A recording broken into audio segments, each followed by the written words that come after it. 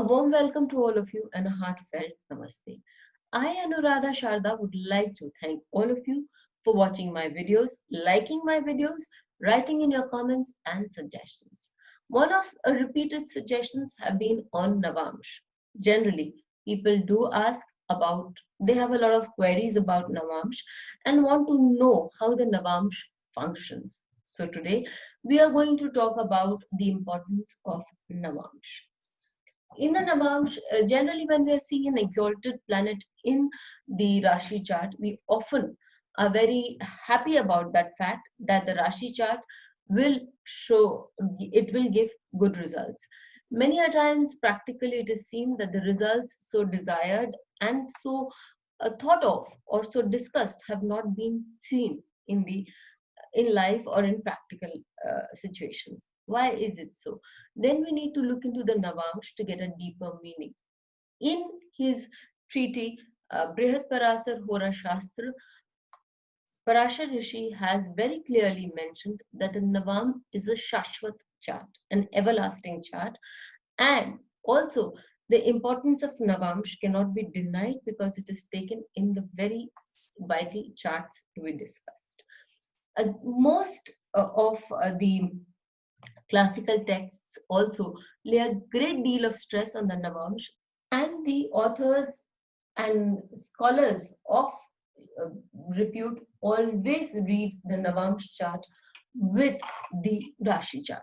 So it is very essential to pay attention to the Navamsh. It is also stated in the classical texts that if we consider the Rashi chart as a tree which tells us all about our past, present, and future, the Navamsh is the fruit of that tree. The quality of results that we get can be very well ascertained from the Navamsh. So, the Navamsh reading is very, very important when we're doing the reading of the Rasi chart.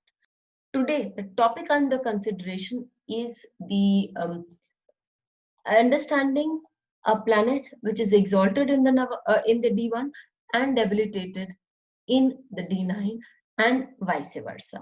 So we are taking the chart of Ramakrishna Paramhansa.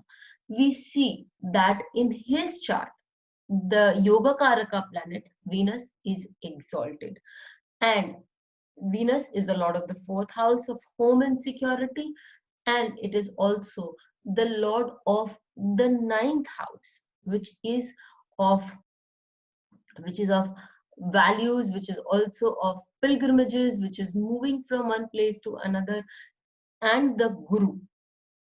When we look into his D9 chart, we know it for a fact that he left his married life. He did not, because he did not want to live a materialistic life. He did not want to lead a life full of material values, family happiness, or for that matter, conjugal bliss, where ninth house also represents your conjugal bliss. And he was very much devoted to the Devi, whom he called his Ma, and he spent his entire life in her sadhana or her practices in her practices. So when we look into the Navamsh chart, we find a debilitated Venus again in the ninth house. This Venus led him away from all the material benefits of life.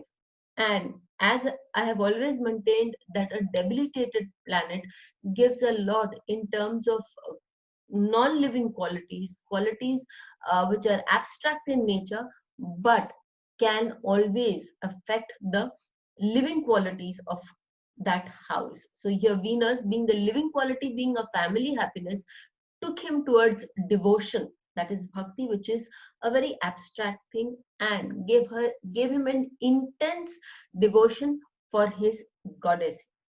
Also a Yoga Karaka fifth lord, where it denotes a lot of mantra shakti and japa. He was totally devoted to his goddess, and he let go of any career that he could have got in any temple, but he stayed fast onto his religion, onto his goddess, and attained mukti. When we move on to the chart of Hrithik Roshan, Indian actor, and of repute, who's got a lot of credit for his acting and dancing skills and for being very swift.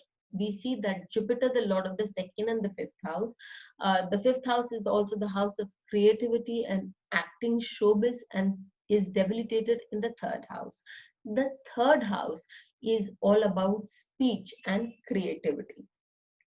So we could always, looking at the first glance at this chart, it could always be said that such a person would have a very difficult time becoming an actor, and even if he did, he may not succeed. But that is not the case with Hrithik Roshan. Why is it so? If we have a good look at his Navamsh Lagna, we see that this Jupiter, which was debilitated in the third house of speech, third house of acting skills and creativity, in his chart is exalted and sitting right there in the Lagna.